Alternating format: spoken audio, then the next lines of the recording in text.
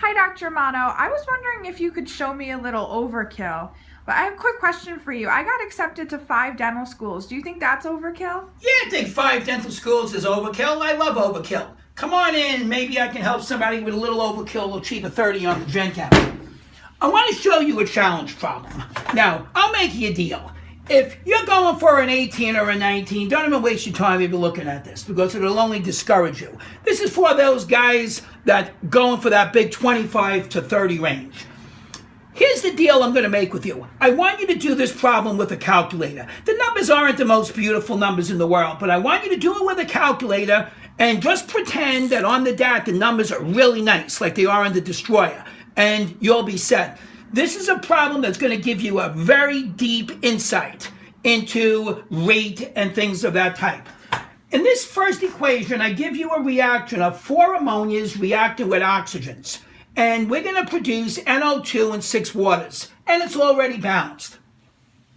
In 30 seconds, the NO2 concentration goes from an 0012 to 0148 molar. And that makes sense, since we are doing a reaction in which we're forming NO2. So that makes perfect sense to me that the amount of NO2 is rising. What is the oxygen concentration? Now we all know we're losing oxygen.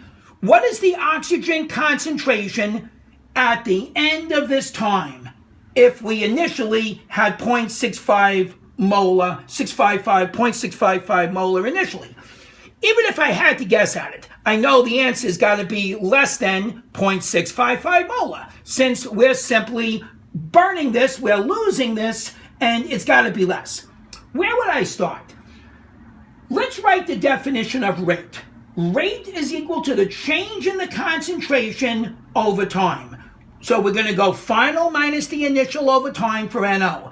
The final, there's the initial, and there's the time, and that gives me 0.000453 moles per liter per second. So this is what we're doing. We are forming this at this rate.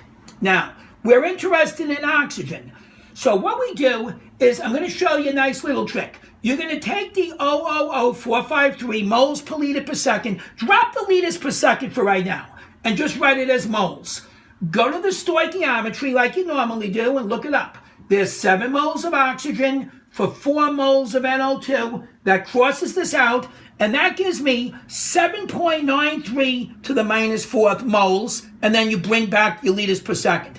But I put a minus in front of it for the simple reason to indicate that this is being lost.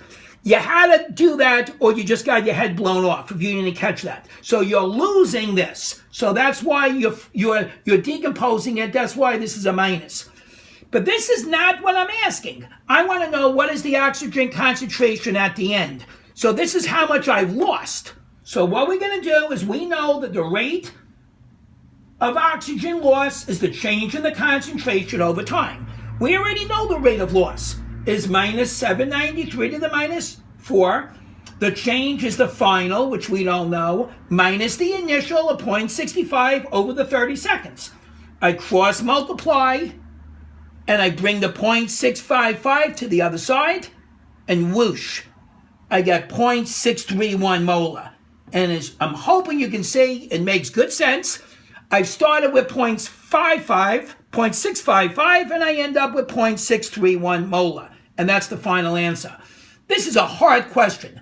But if you can really understand this question, I think you're in great shape. Most likely the DAT is just going to ask you for how much oxygen has been lost. And you'll just use that little trick. On an old ADA exam, there was a question just like that.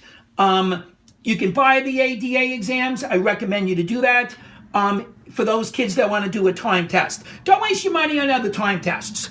They're off the mark, but if you go to the ADA website, you get some for free, and in addition to that, you would pay a little bit to do some actual ODAT exams. All right, I hope this helps on a challenge problem, and once you do it a few times, I promise you, you'll say, oh my God, I got it. This really isn't an overkill problem, but it gives me a good, deep understanding of the material. All right, good day to you, and I hope this helps. See you in study group.